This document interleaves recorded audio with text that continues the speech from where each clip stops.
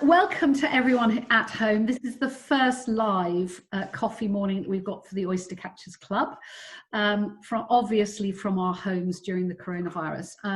We're going to be talking today about creativity, communication, and chemistry in the online world, something that impacts all clients, all agencies, and is absolutely at the heart of everything that Oystercatchers does. And I'm delighted that I've got Pete Markey with me as one of my guests, who is the CMO of TSB. Prior to that, at More Than and the Post Office, and has been a friend of the Oystercatchers and a client of ours for a long time. So welcome, Peter. Thank you very much for joining me today. Good morning, Siki. Good morning. And we've got Nick Wright, who's the Managing Director of Jump, which is part of the Havas Group and is in charge of content and partnerships. Thank you very much for joining us as well, Nick. No problem. Let's just start a little bit by talking about the worlds that you've got at the moment. So, Pete, you're very much TSB at the front line of everything that's going on for customers. You've got an awful lot of people that work for your business. In some instances, you're coming in for a little bit of flack, I would say, from the general public, but actually also you'll be heralding as doing some wonderful work. You know, at this moment of time in the crisis, people are worried about their finances. They're worried about having they need to have that kind of communication. What are you doing for your customers at the moment?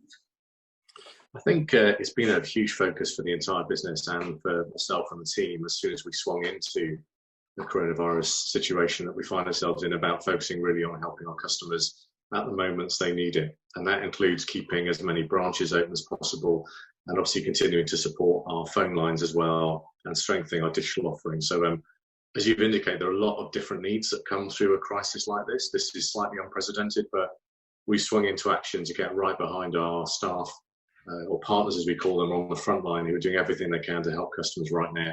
And then for us as a marketing team, our focus has shifted almost exclusively and quite understandably to focus on communicating all the key messages that our customers and our frontline partners need at this important moment. And that's more important than anything else we can do right now. And what surprised you most, Pete, about the last couple of weeks and maybe the marketing team that you've got and the way that you've been able to shift your focus?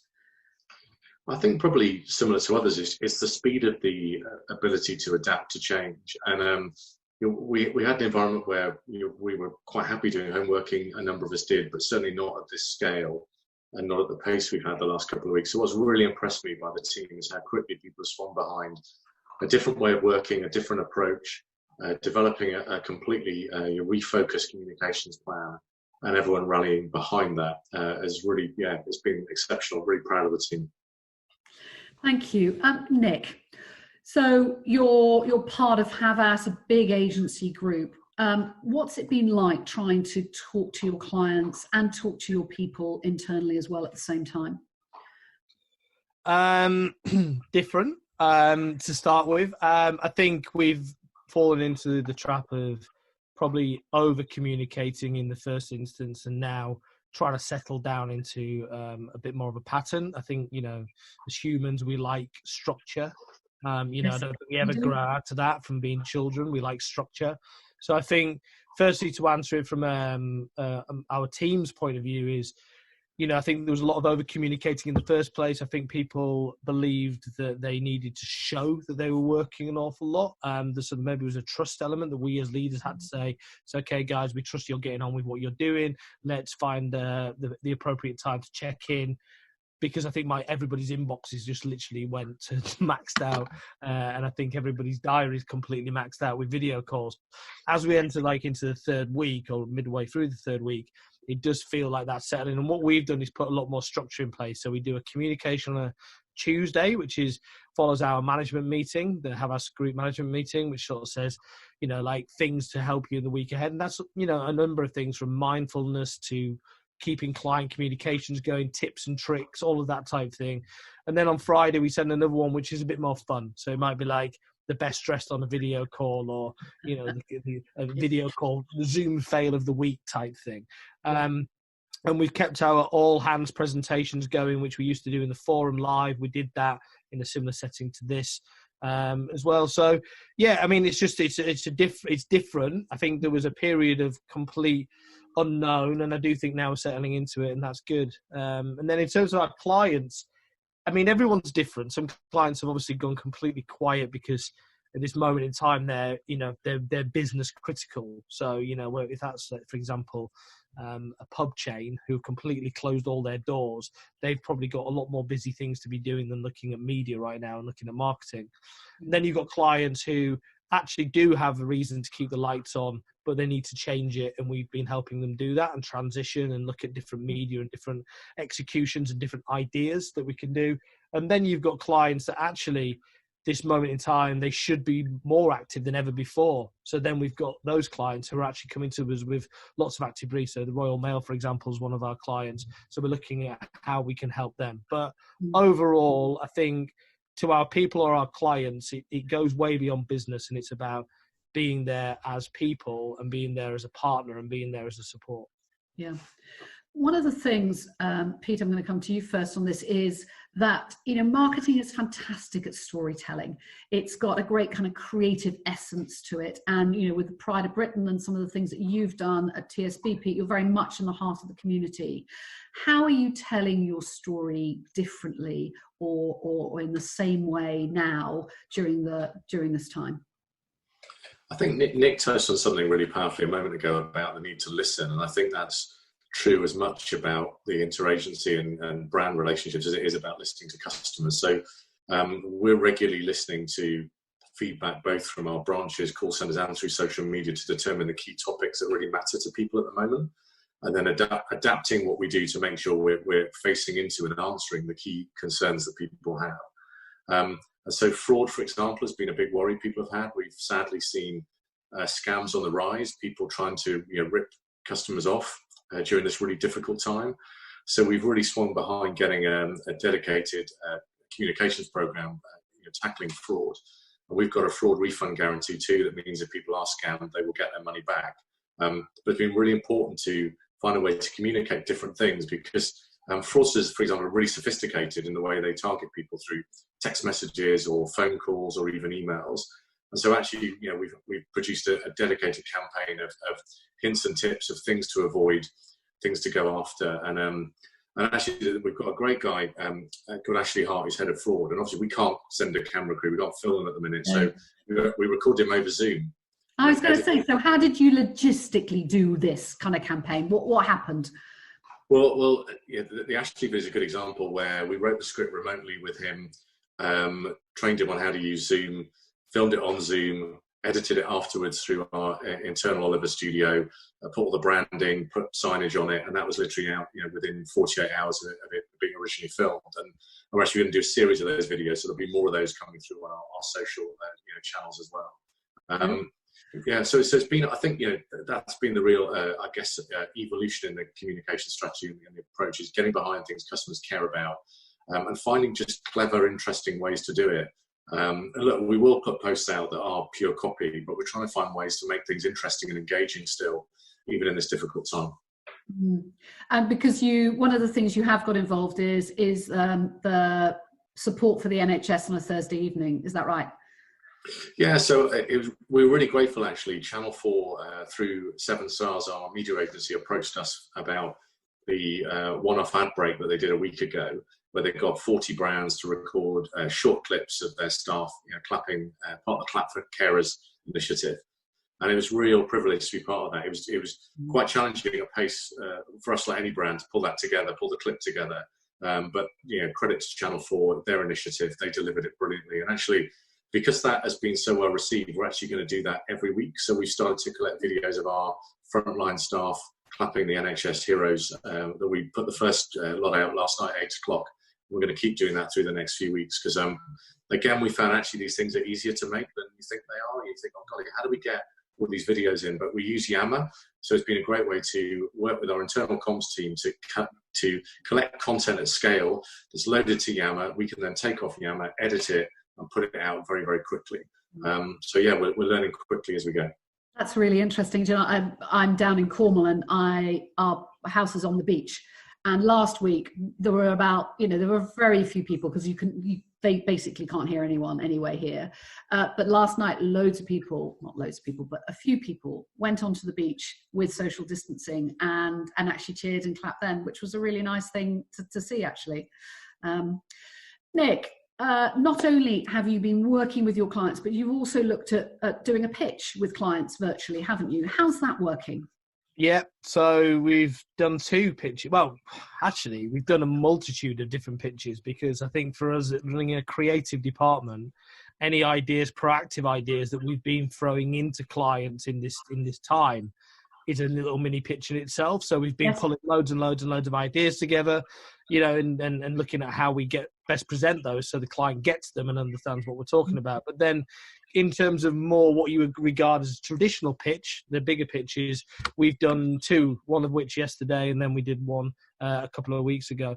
And you know what? It's worked absolutely fine. There's a lot more prep has to go into it. You have to understand who's driving, right? Handover points. You might not want to go one person on one slide, one person on another slide. Let's chunk it up a little bit so it's a little bit easier to navigate. Let's not do that, because that's a little bit too complicated to present. Videos work okay, but you sort of have to caveat it and say, we'll send it to you afterwards so you can see this video in your own time, because it stutters a little bit. And then just actually utilizing the technology in a powerful way. So, this in terms of Zoom, I'm actually just going to show you now. When we were doing the pitch yesterday, it was I put myself in the Etihad Stadium. Oh, fantastic! That's good, that, isn't it? Yeah. So, and then I think we did the beach for the previous one. So, do you know what? It actually, I think overall, right, in our industry aside, there's been a real juxtaposition in how this crisis has taken hold across society. There's been, obviously the absolute negative, people worried, and all of obviously the terrible things that are happening to people in terms of their health. But on the flip side, the great British humour has kicked in like never before. Every man and his dog has become a content maker. And and there's content flooding everybody's WhatsApps, inboxes, social feeds, and I think that's how we approach it a little bit. Is like, in this time, I was pitching someone in Scotland, and I'm on a beach, and it was just a light-hearted approach to it. So, you read the situation, know your audience, and adapt accordingly, really. Yeah, we might do that next week, actually. We might make people choose a different background. I think that's quite a good idea. For those of you that are listening, if you'd like to ask a question, if you just click down the bottom under Q&A, I'll be able to see the questions and we'll answer them as we go along. So please do ask some questions. That would be great. So then just talk a little bit about some of the challenges. You've mentioned them a bit, but Pete, talk about some of the challenges you've had as a marketing team within the organisation. And talk about that first. Yeah, no problem. I think the biggest challenge to start with was about revisiting the plans and what we were looking to do, and doing that then remotely working with agency partners as well.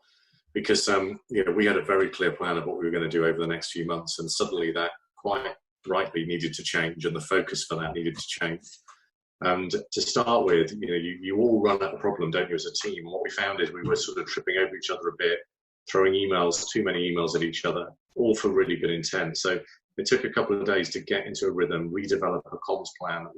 We've also developed with our PR and internal comms teams. We've got a completely integrated comms plan for staff, for media, for customers, that's completely aligned, that takes us through the weeks ahead, which we didn't have when we first entered this situation. So I think it's been about organising ourselves around one clear plan that we've got the right level of input into and buy into, clear view on who's responsible for what, who's owning what, who's doing what, and an agreement on how we're going to work, which I think trust becomes really important. So if people know, if you know someone's doing it, then that's good, then they're off doing it. So don't fill their inbox with chase emails or requests or other ideas. And I think that was the other bit the comms plan really helped with, is saying this is the plan.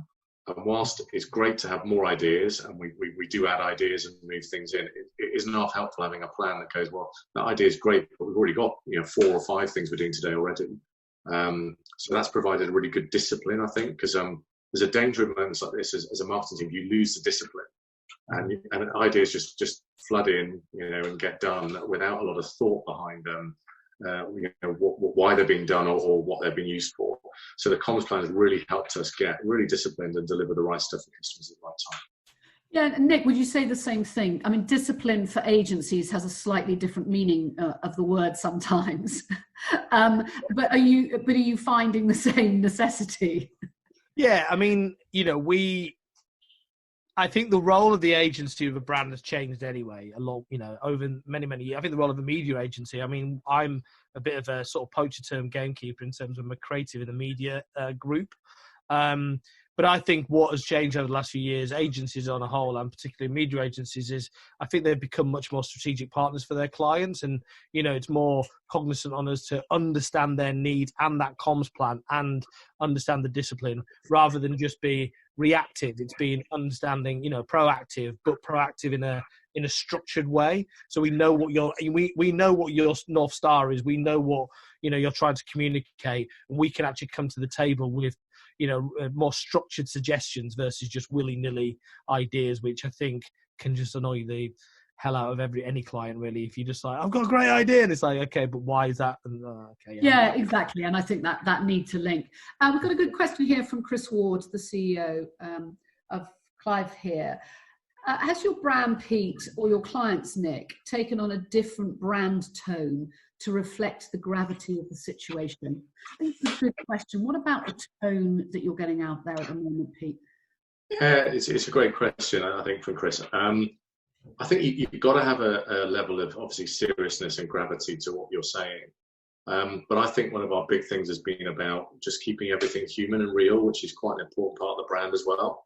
And also really relatable, because we're all going through this together. This is quite a unique situation that all of us are experiencing, sometimes the same, sometimes differently. So I think the tone we found has to be, have that level of gravitas about it and seriousness about what everyone's facing into, but also that kind of relatability and humanness behind it. So where we can, I guess, like the fraud video, we're trying to put real people in creative to show real situations. So there's a post going up today about protective screens we put in branches, and we're going to use images of that with real staff in, showing what we're doing and the positive impact of that to protect both staff and customers. And so I think that humanity bit is really important more than ever. And that was in the brand already because of some of the work we do on things like Pride of Britain, but it's become more and more important. The ability for a brand to relate and understand and be there for people, I think right now is more important than ever. I think that the moments of brands, and we've never tried to be an aloof brand, but I think that many brands have sort of stood aloof from customers. This is not the moment for that. This is a moment for more intimacy with being there for your customers and being tonally connected to what customers are feeling. Yeah, I think you can see brands like Dyson and Mercedes that have taken their technology and changed them and adapted to be really relevant. They've done that with I think it fits the brand, but actually they've done it with a different perspective, and in some ways they've actually communicated it really effectively as well. What's your perspective, Nick? Yeah, I think Pete mentioned it earlier, which is about listening, or we both mentioned it earlier. I think, the feedback loop on comms has been greater than it ever has been in terms of people on social and understanding and actually that measurement of, to listen to the nation. And as we've gone on to lockdown, and that has sort of the social has risen up, exponentially over the last few weeks, there's so much chatter going on that I think it would be, sort of suicidal for a brand to not listen to that and understand what their audiences want, and then just be human about it. Make sure that you're on point, make sure you're communicating what they need. So whether that's looking at search and understanding, what people are actually searching for, and if there's doing some gap analysis and realizing actually there's loads of people that are worried about this, but there's no content out in the marketplace about it. Right, cool, let's get some content out. So actually being able to react to what our audiences want, and then, as I say, just measure that tone, understand it, sense check it. Are we talking about this in the right way? That doesn't necessarily mean we don't have any humor in it. That doesn't necessarily mean that we don't talk in a light-hearted way, because as we know, that if we listen to the nation, that's what they're doing. But I think it's also just knowing what to say and what not to say, and just trying to get that balance right, really. Yeah. want to hear about what about when we get back to business as usual. So you talked about customers needing right now other using different channels.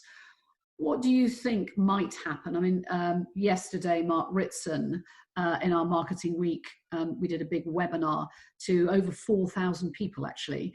And one of the things he talked about was actually what we've seen is sometimes things change dramatically for a moment in time, but actually customer behavior doesn't fundamentally change as we move further away from a crisis. But do you think there are some things that might change or that you will change in terms of your marketing, certainly initially as we go back into perhaps a more usual way of working? Pete? Yeah, no, I think, Mark's right. I think, as Mark tends to be right, actually, smart guy. And I think, I think things I think things are going to have to change. I think for me, just come back a moment ago about, I think comms tonally will need to shift and change in light of where we find ourselves at the end of this. This parallel may not be right, but I've seen a number of articles talking about what life was like at the end of the Second World War and how brands tonally shifted and what happened after that. I think there's a lot to be learned from history around the right level of response and how to tonally get that right for your brand. And I think the bit Mark called out was you talked quite a lot, didn't you, about the 4 Ps of marketing and actually I think it's a good lesson in all this, any brand is that your brand is more than just communications. And actually the reality of how you are there, or it's for some brands not there for customers, it's become more obvious than ever. So I think the output of this should be brands that are living and breathing their purpose and what they're doing across all of those 4 Ps more than ever before. That would be my hope. Because I also think what this crisis is doing is forcing organizations to work in quite a different way and collapse walls between teams. And I work for a business that isn't remotely political now, but I've worked for some in the past that have been. And I imagine, some companies I've worked in, I think of one particular large insurance company where, the walls would not come easily down on that business. And actually, I think you're seeing in a number of businesses now where walls are having to come down, teams are having to work together, having to innovate and solution things for customers really, really quickly. We're putting live a live chat facility on our website, powered by real people working from home, that's been pulled together at record speed. And that's accelerated something that probably would have taken quite a while longer. Yeah. So I think that the level of innovation and collaboration I'm seeing is off the scale. Yes.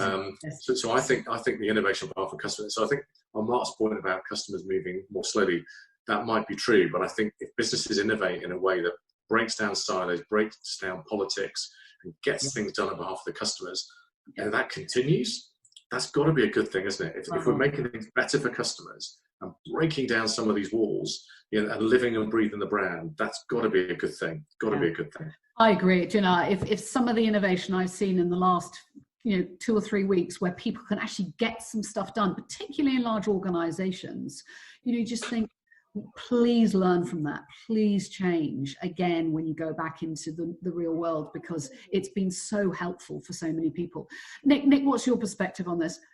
Yeah, well, actually, funny enough, it's an article that's gone live today on LBBO, which I wrote, which is, I think that this is the Napster moment for the industry. I think what we've quickly learned is that the tech has been there. We've gone through the technology revolution. The tech has been there, and the ability to do what we're doing in terms of agility and collaboration and all of those things has been there for a while because we're doing them right now. And the only thing that's really stood in our way in the past has been us.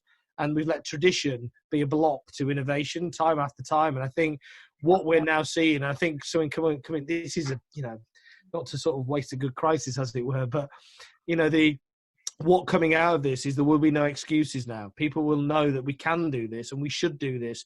And those brands that can travel at the speed of culture and understand their audiences and stay in line with them and, in any pivot points that happen are the brands that usually succeed.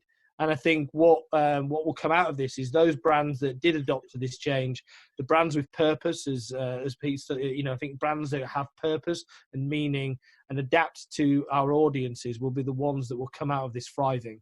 And I think, I think what we now realise is when we come out of it, well, the normal will be the new normal. It won't be exactly how it has been. I'm hoping not so anyway, because I'd like to actually do one of these to a human audience and not to my screen upstairs in the bedroom. But, I think we can learn an awful lot, and let's not waste this opportunity to reset the industry. Yeah. Next question here. We don't know how long this is going to go on for. We're just talking about that.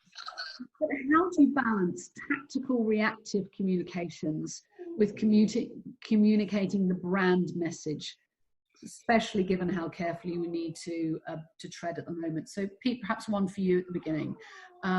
Tactical versus long-term brand. How are you thinking? I think it's interesting. I mean, tactical, when you tend to think of it in the most traditional sense, is sales driving activity, isn't it, as opposed to brand building. I think, for me, I think the tactical stuff at the moment is more than tactical. If I look at the day-to-day drumbeat of communications we're putting out through our digital channels, through our social and content channels, through direct emails, and we've got a radio campaign running on fraud at the moment, are all about the brand, but all about helping customers. So I think for us as a business right now, it's beyond tactical. There are short-term things, but they're good short-term things that come out of the brand. I mean, our brand purpose is money confidence for everyone every day. And so actually right now, people need confidence with their finances more than ever. So everything we're writing out of is built out of that purpose. The focus is built out of that purpose as well. So even things we're doing, we're sharing content from Citizens Advice Bureau, we're sharing content from Enterprise Nation, who we work with for business banking customers. Everything we're sharing is rooted in money confidence, whether it's the fraud advice or we're putting a video up today on it's simple about how to download our mobile app. So the things we're putting out, but all at their heart, whilst they're small things, they all ladder up into money confidence. So they're tactical, but good tactical that builds the brand. Yes. I think that in terms of the longer term brand building activity and the impact and when that stood up again, I think for every brand there'll be a moment later in the year of reflect. I think we're all reflecting now, but I think there's a period of ongoing reflection that will build up to a point when you'll see brands relaunch work that I think will feel quite different. And I would imagine there are a number of brands who have had to put entire advertising campaigns in the bin. Things they've filmed, things they were going to do, because they either tonally don't work or they're just not right for the times. And I think all of this, as Nick was saying again, all the listening bit right now, keeping close to customers, following the mood of the nation, knowing what's going on, will all culminate in a moment when we'll see, I think, quite different campaigns come out later in the year and early next year that reflect what we've been through, but also reflect, I think, a country looking to rebuild and move forwards as well. Yeah, I think you're right. I think, and actually your point about little things coming together, I like the way that Tesco, for example, actually every little helps really comes into its own again, doesn't it? It does, yeah. Agree. Yeah, I love the way it's got some nice tactical work, but absolutely building on their brand. Nick, one of the things, building on from this, that I have seen and heard some clients and agencies are doing is using this time to think ahead, to think about some of the tactical execution, but actually to think with their agencies, what are they going to be doing next? What are they going to be thinking about in the future? Are you finding that? Are you doing things like that? Starting to. I think we've just gone through, I described it earlier when we spoke about the snow globe being shaken up and everything going up in the air. I think the snow is starting to settle, and I think we are looking at that. But I think obviously it's a moving feast, really, isn't it? Because I think when we first closed the office, we're closing the office for 2 weeks, and then, which is laughable now when we look back and go, oh yeah, we're going to be out the office for 2 weeks, and now it's anything between anything between 3 and 6 months. So yes, we are, but because obviously we don't know when that end point or start point, if you look at it in that way, is going to be. Those conversations are obviously in their infancy right now. The one thing that we have started to think about further down the line, especially for certain clients, is, and going back to that point that Pete was making, is I do think, if these are warlike conditions, we're going to come out of it in a celebratory mood, right? I actually think there's going to, although I don't think it's going to be all of a sudden we get a phone call going, right, everyone back in the office on Monday, it will be a staged sort of return back to normality, if you like. But when it is, people are going to sort of respect things so much more. They're going to respect their neighbours, respect the NHS. There's going to, I think there's going to be a real rise in humanity. And there's going to be, I think if we come out of what's been quite a negative period of time through the Brexit years, coming out of the post-COVID years are going to be quite positive, I'm hoping. And that the big first moment in our calendar then, or majority of our sort of brands' calendars, is Christmas. So if you think about Christmas being, if this is the time that we're cut off from all of our families, Christmas is the most family-orientated moment within the calendar. And I think brands will start to think about, right, how do we actually make a big moment out of Christmas? How do we really lift the spirits of the nation and actually, create this sort of sweeping celebration, if you like? And I think we talked about earlier, the 50s and the 60s, the post-war decades when everything was at an absolute high. I'm hoping that we sort of get that feeling, and brands have a huge role in to play in making that feeling happen. Yeah. I'm going to have to, I'm going to ask this question, Pete, and then I'm going to have to get someone to can take the dog out of my room, because it is literally mad. Because there is a ball under the sofa, and Jazz was in here, but she's run out, so I'm going to go do that. But Pete, Christmas, that's it. It isn't it? Was a question from somebody else. Is that going to be your big focus for your next marketing piece? I think we're not a retailer, so Christmas hasn't got a particular significance for the banking sector. But that being said, I think I look at Q4 hopefully as a period of the start of the renewal that Nick's described, that I think you'll see flow into all sorts of communications as that goes, not just through Christmas, but into next year.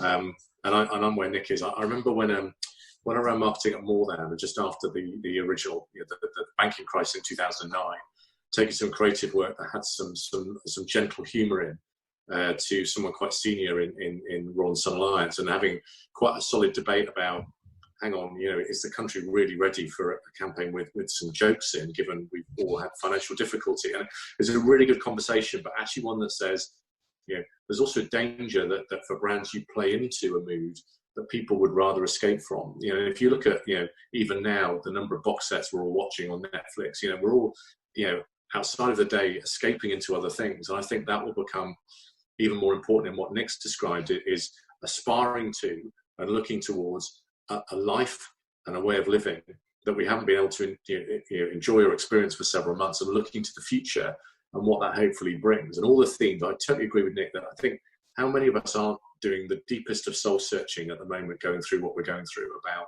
ourselves and humanity, who the real heroes are in life, what we aspire to, what our goals are, what family, what friendship, what community means. We're asking all those questions. So I can't believe we're going to come through this without having a very different perspective on the world. And I hope that gets played into some really hopeful, upbeat, creative. But I think our goals in life and our perspective on life, I think are going to be quite different. The things we're going to want to celebrate are going to be things that are deeply beautiful and human, more than some of the other stuff we probably celebrated in the past. Yeah, I think certainly for the short term, aren't we? We've got a question here this morning. It was announced that Cannes has been cancelled. Now, Cannes for a lot of the community is a big event, was going to be in the summer. They moved it to the end of October. And I think probably because of the amount of people that have to travel to Cannes, but also the fact that there just aren't enough people that want to concentrate on entering their awards, which is the foundation of Cannes at the moment. It's been cancelled until next year. Nick, perhaps we can start with you on this one. What's your view about Cannes and its place and the news today? Yeah, so I think it's certainly the right thing to do to postpone it to next year. I think in a bigger sort of thought around the industry, and we've touched on this a lot, and I think the narrative of this entire sort of Q&A has really been about we're not going to be the same coming back out of it, and nor should we be. Not according to Mark Ritson, though. He thinks that we're going to be exactly the same, but anyway. I mean, I think, to Mark Ritson's point, I think behaviours, I do believe that customer behaviours have always been the same, but I think need states have changed, and that's the difference. And I think, when customers' behaviours remain the same, but the channels change and how we operate within those behaviours change. I think I'm not really contradicting what Mark says, but I am having my own point of view on it. But Cannes for me, there's been a debate around Cannes for 2 or 3 years really. And is Cannes tone deaf in the world that we live in right now, the industry where the industry wants to be and how we should be perceiving ourselves and, portraying ourselves, should I say. And I think that it could be one of those things that will come back next year and shouldn't be the same. I think if it comes back the same as it was, then it's not listened to what people are saying. That things that people really sort of focus on and the things that matter to people, their families, the community around them, the NHS, not, the rock stars. And I think, in purpose being an overriding sort of theme, that Cannes has to come back with purpose. I think Cannes was running its course slightly anyway and needed to change. I don't think Cannes should have gone, but it needed to change. I think, the idea of, sort of put lots and lots of industry types drinking crates and crates of Jeroboams of rosé on a beach doesn't really sit within the world that we're in right now. So, yes, it's right to cancel it right now because of what's going on. And I don't think people would be in the mood for going to Cannes in October anyway. But more importantly, Cannes should be looking at what's going on and come back. And if it can come back as a force for good, yes, celebrate the brilliant creativity, celebrate the talent, celebrate everything that's great about our industry. But why not make it a force for good and actually sort of leave a sort of purposeful mark on the world as well?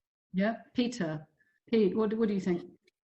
Yeah, no, look, our industry can be an incredible force for good. We're seeing that even now with how advertising is being used in the right way to communicate important messages to households. And I think with Nick, Cannes can equally be that force for good for an industry that's going through a lot of change and evolution and perhaps revolution at the moment. So pressing the pause button for this year seems really sensible. I think Cannes has a moment now of reflection. And again, back to that word, a moment to listen to the industry, listen to everything that's going on through the next 8 to 9 months to play this year out before then reflecting on what they do next summer. I think it's a really sensible move to press the pause button and have a rethink. Yeah, it's interesting, isn't it? We're, as you know, we have the Festival of Marketing, and I think, Pete, you'll be speaking at the festival again this year in October. And we were reflecting yesterday about that moment of pausing, thinking about what, because it's the festival is sort of 5,000 people, predominantly marketeers, talking about the industry, talking about the issues that really impact them. And we're beginning to see already just a perspective that will change. And I think at that moment, beginning of October, hopefully, it'll be a really fantastic opportunity to look back at what some of the brands are doing at this moment, what some of the people are doing, what some of the agencies are doing, and as you say, reflect this kind of different conversation that we're having at this moment in time.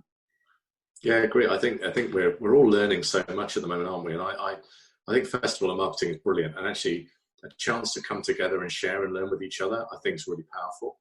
I also think things like this, the thing we're doing now, is one danger I find in the sort of role I do is you get a little bit isolated in the people you talk to.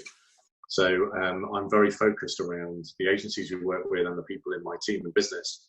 But I think where things like the Oystercatchers Club really help is just connecting together. It's been great talking to Nick today and going, oh yeah, you've seen the same thing I've seen. And there's probably not enough of that going on. So I think Festival of Marketing will culminate and bring that together. And then we shouldn't dodge exciting moments like this to just share. It's good for the soul. It's good. Yeah. I've got a couple of more questions here. Pete, how has your agency partnership actually changed? So the kind of rhythm or the work that you're giving to the agencies at the moment?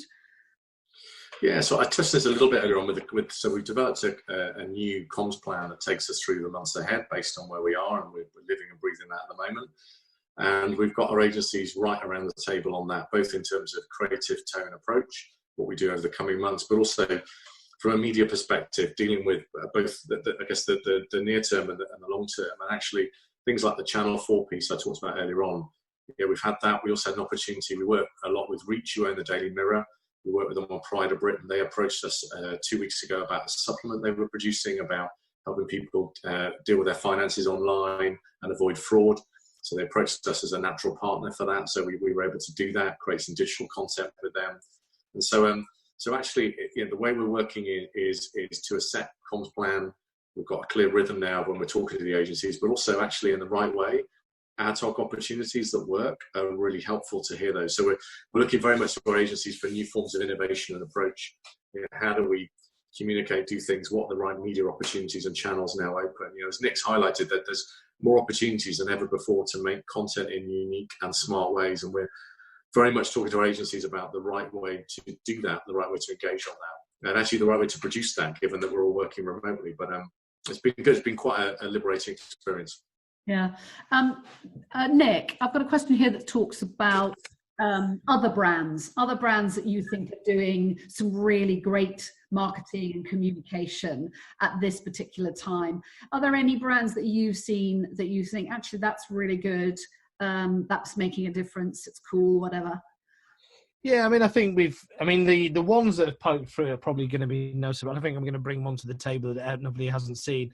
I think it's those that have looked and listened to what's going on and thought, how can I do something that feels it's adding value and not just sort of taking away from the moment, if you like. So I think Brewdog was great. I think they're turning their factories into creating hand sanitizer, amazing. Iceland were the first out of the blocks to create the special hour to open. Yes. Pret obviously did the free coffees and reduction in price for NHS workers. So I think the ones overall, I think the theme has been, you can't just talk about something, you have to walk something, you have to do something. You have to either create some content like Pete's been talking that adds value and is a utility, or you have to actually do something and create something, a reduction in price, and then you can amplify that message. So for me, it's those brands that have really looked at themselves and said, what is our function as a brand or as a bunch of products within this world, and what can we do that can help right now, and how can we communicate that in a respective way? So, yeah. I've got one here that says, necessity is the mother of invention. What have been the light bulb moments of the last few weeks that will change your approach going forward, Pete? The light bulb moment? Yeah, no, I think it's probably an obvious one that everyone's finding. It's just how easy it's been to adapt to using technology and new ways of working. I think before this started, the three of us were talking a little bit though about overkill of video calls, so I'll be careful what I'm about to say, but I think we're using Zoom and Microsoft Teams a lot, and actually that's been brilliant to connect with people, because as a business we probably use conference calls too much, so it was very much a sort of I don't know, you didn't see people and it was more remote. So actually just keeping the human connection, I think, has been really important. Finding new ways to innovate and share work. And more on a personal one. So Suki wouldn't know this, but I've been involved with doing improvised comedy for about a year now. And a month ago, we put on a show for Comic Relief, 10 marketeers, put the show on. And we all got on so famously, we wanted to keep it going. And so this week, we actually started doing improvised comedy lessons using Zoom. Which I thought. You told me about this at the beginning of the week, and I've been thinking about it all week. I can't imagine how it worked. So what did you do? Well, it's great. You just have to give each person, you have to say who you're coming to next, because the way most of your improv warm-ups work is you eye contact us. Who is. So we play a game called Red Ball, Blue Ball, where you're throwing invisible balls around. And usually you do it through eye contact, but it's quite hard when so you have to say things like Suki, Red Ball, and you go Red Ball, Nick, Red Ball. And so then you got 3 or 4 balls going at the same time. And we did one sentence at a time storytelling, that as long as you know the order you're going in, so it's me, then Nick, then Suki, and whatever, it worked really well. So we did that for an hour and a half, but we paused halfway through to go and get a beer from our nearest fridge, and it was so much fun. So we're going to do that every Tuesday night now. And so I guess, cutting a long story short, for me, the lesson there is actually how things you thought were impossible to do remotely, you can actually do. And you can have a lot of fun doing them, and they're just great ways to connect with people. So that's been my big learning. I love that. And what about you, Nick? What's your big learning? I think on a personal level, again, it's been about the things of like, why is it only taking us till now to do this? So, as I'm 39 now, and my bunch of mates have been my bunch of mates for like 20 years, and we used to see each other literally 2 or 3 times a week, and now it's probably 2 or 3 times a year. So we started doing virtual beers every Friday night, and it was like on the first, we had a great time. There was like 5 or 6 of us on the screen, all having a beer, having a drink. And then we realised why didn't we do this before? Because we could have done, and we never see each other anyway. So actually, we're seeing more of each other right now. And similarly with my children, we've been doing bedtime stories with their grandparents on the iPad, so through Zoom. And my mum lives in York, so. But again, it's like, but why didn't we do this before? Do that before? I know. Yeah. So I think, and then I think just to build on that though, from a work point of view, the light bulb moment for me has been more a bit of a reassurance in, I lead the content function, and I've been banging the drum around how, the sort of the distance between production and consumption has basically become non-existent. You can create and get content out instantaneously, and how brands should be looking at that, and how they therefore can react quickly to zeitgeists and audiences, etc., etc. And I think for me, hopefully, this is the light bulb moment to the world that I live in. That actually, yes, this is what this is what is sort of taking hold, and this is what we can actually do effectively going forward. Yeah. I think, one of the things that I've seen is that daily check-in, and, in an agile environment, daily check-ins is absolutely what you do, and you work in that way. But the impact of daily check-ins on teams and getting stuff done is just extraordinary and really eye-opening for a lot of people. And I just hope that we can find a way for those teams to carry on doing that when they get back, because it's making a real difference for people and the business, most importantly. Gets the impact of that. On that, sorry, I do think though we will probably not go back to being so rigid about being in the office Monday to Friday as well. I think we're already saying to people when we go back, even if you don't live that far away, we are seeing. I think things are taking 4 or 5 times longer, so efficiency isn't great. Productivity is, but we're getting into the rhythm of things. But I think the balance between the two, we are definitely going to say to our teams, look, if you need to work from home a couple of days a week, then do so, and we're going to be much more flexible in how we do that. Yeah, good. Mark Henson's got a question here which says, tone is clearly important and so is timing. What are your thoughts on when to go back to broadcast advertising, which can involve booking in advance, and ensure the message isn't out of kilter with the mood of the weekday? Either of you, who would like to start? I'm happy to pick that. I guess builds on it. It's a good question, builds on some of the earlier threads we talked about, I think. So, for us, we've got a plan that's got a regular drumbeat, particularly on content at the moment, that's in tune with what we're seeing customers talk about and what they're asking us about, and also just stuff we're hearing talked about more widely in the industry. But we do review that regularly. So I've been in conversation this morning about moving bits around, moving stuff to next week, putting stuff in. There was a video we were going to put today. We've decided, no, actually, there was another Zoom video. Actually, we're going to put that out next week because it's more appropriate then.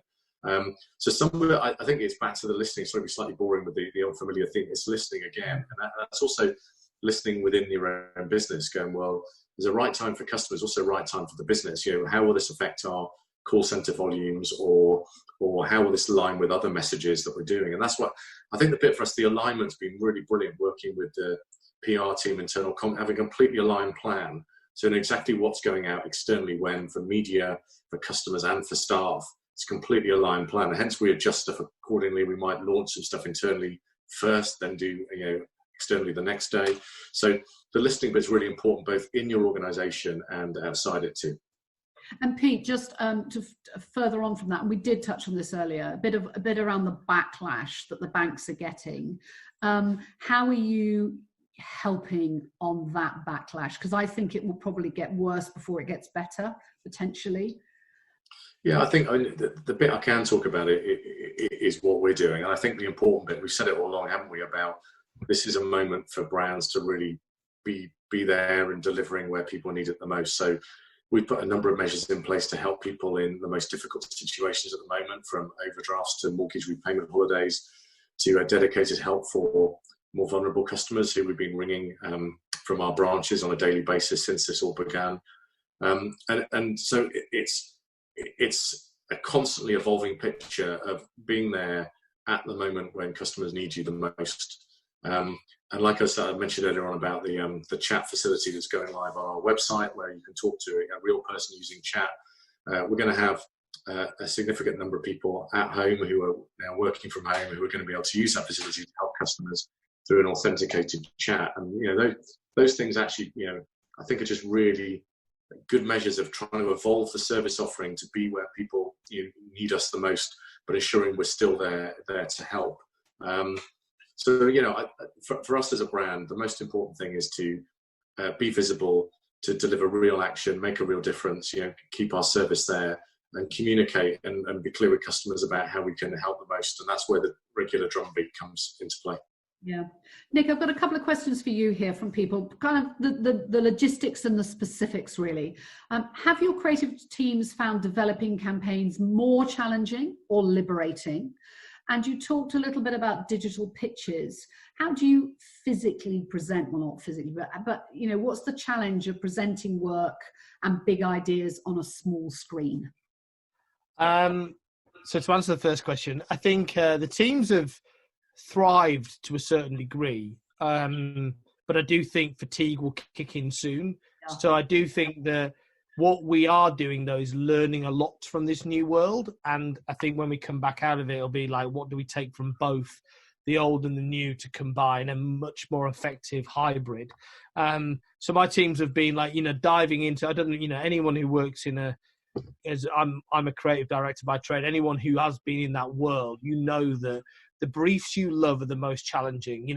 Getting a brief from Nike is great, but getting a brief from a brand who has a real challenge and something you can you really think you've got sort of a bit of road ahead to make a real difference is the ones that creative teams really thrive on. So I think this world has been something that they've really taken to. So, we've done everything from pitching, to Michelin, a tire company, saying, well, actually, maybe we should do the takeaway Michelin guide because all the world around, all the restaurants are shut. So why don't we create something? Yeah. So there's been an abundance of creativity. And, I don't, to use the old expression that suppression leads to expression. It really does. When the shit hits the fan, people really sort of react accordingly. And I think if you look at that across the year culturally, any sort of musical decade usually comes from a period of political unrest. And I think, therefore, coming during this and coming out of this, we'll see creativity thrive. But as I said, I don't think the current working conditions are sustainable. In terms of going into the pitching side of things, I'm very animated. I have to stand to present. So, we have had to adapt. But it works better than you think. I could literally be talking to you guys now, putting something up on the screen. Tom, when one of my creative directors was driving the other day, so he knew we'd already done a run through, and I was sort of in the middle of my patter, and he knew when to drop the sort of graphic or the slide that was representing that particular point.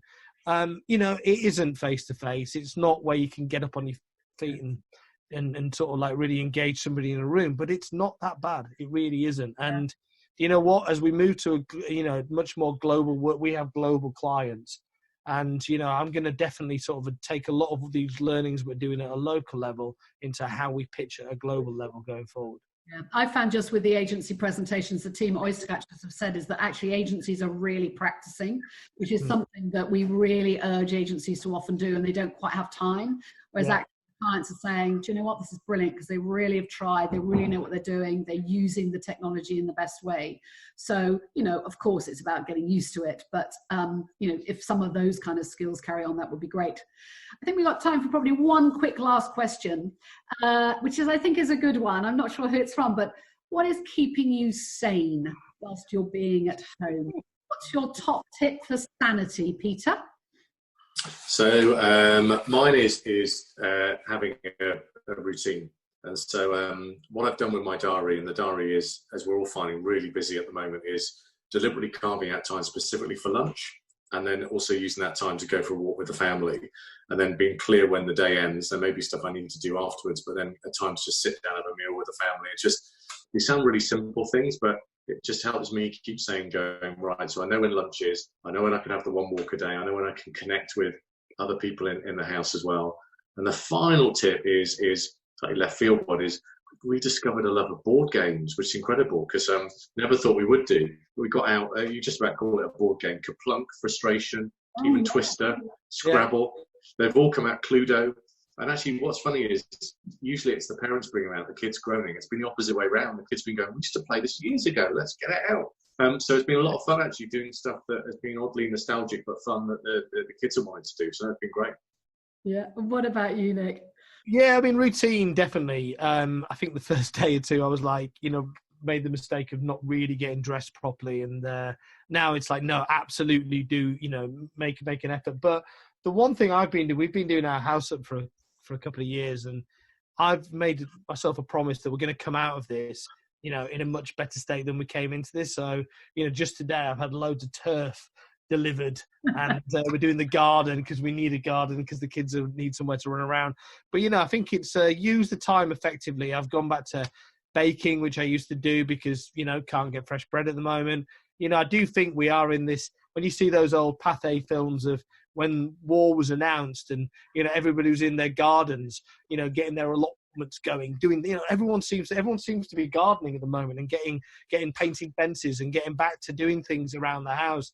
So I think if you can come out of it and you can look back at it and go, yeah, it was a terrible time, but look at the garden, look at that bucket, that those shelves I put up, look at all of these things that I managed to get done, and I was hugely productive in that time. I think you'll have more of a positive feel about the time that we're in.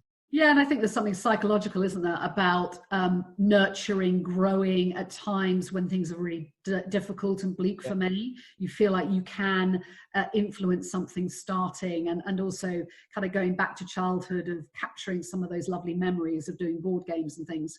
Yeah. Look, I think this has been a fascinating conversation. For me, I think, we talk a lot about trust, don't we? Club, it's really important in marketing terms, but it's come through again very much at the time about authentic communication, about listening. I love your snowflake analogy, Nick, about the snow globe. That sort of initial, the snow is settling, we're being able to really focus, concentrate, as Pete says, be very very focused on the tactical things for customers at the moment, but also what's right for our brand long term, how that's going to make a difference both now and in the future. Learning some of the skills that we've got now and keeping them is a really important part of what we do. And if I might plug a couple of things that we've got across Exium, because why wouldn't I, but they might be helpful. Of course, we have another coffee morning next week. This time we've also got a squawks every day for agency heads if they want to come and talk about things that they're doing, or any CMOs. Mark Ritson will be on at 10 o'clock next Thursday morning with Marketing Week.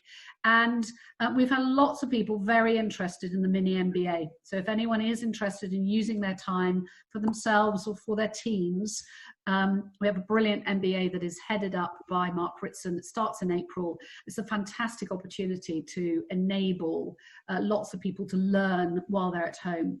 And even people at furloughed are able to do training. So I think it's brilliant to use some of the training courses that we've got. But we just want to talk to everyone in the industry. So if you've enjoyed it today, please bring some friends next week. Copy and socialize everything that we've done today. And we really appreciate you being part of this. Thank you, Pete. Thank you, Nick. Have a lovely weekend, and we'll catch up again soon. Cheers. Thank you too. Thanks. Bye. Bye.